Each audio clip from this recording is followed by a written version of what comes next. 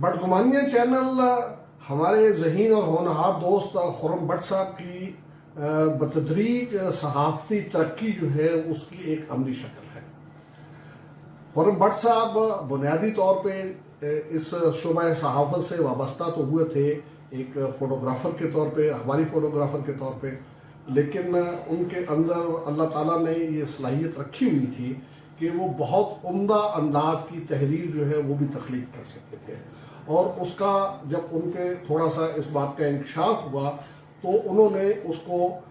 جو ہے وہ اس صلاحیت سے فائدہ اٹھانے کی کوشش کی، اور ان کی ابتدا جو ہے وہ جو میری سمجھ کے مطابق ان برجستہ جملوں سے ہے جن کو کہ وہ ون لائنر کہا کرتے تھے۔ وہ اتنے کمال کے جملے ہوتے تھے کہ کسی بڑے منجے ہوئے لکھاری کے طور پہ یہ کہا جا سکتا ہے کہ ان جملوں کو پیش کیا جا سکتا ہے ان کی تخلیق کے طور پہ،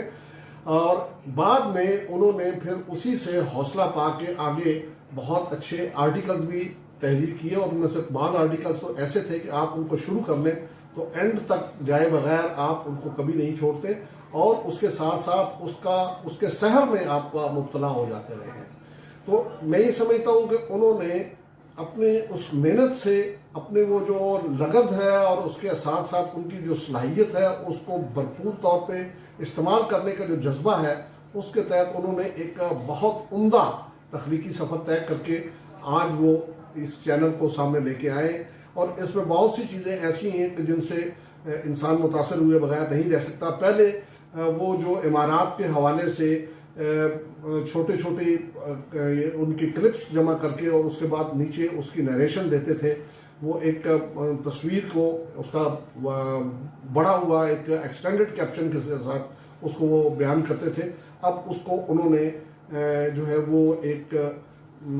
ویڈیو کی شکل دے کے وہ ہمارے سامنے لے کے آئے ہیں، اور اس میں یہ سمجھتا ہوں کہ بعض شاہکار تخلیق ہوئے ہیں، اور میرے نزدیک کسی اور صحافی نے شاید اس اینگل سے اتنا کام نہیں کیا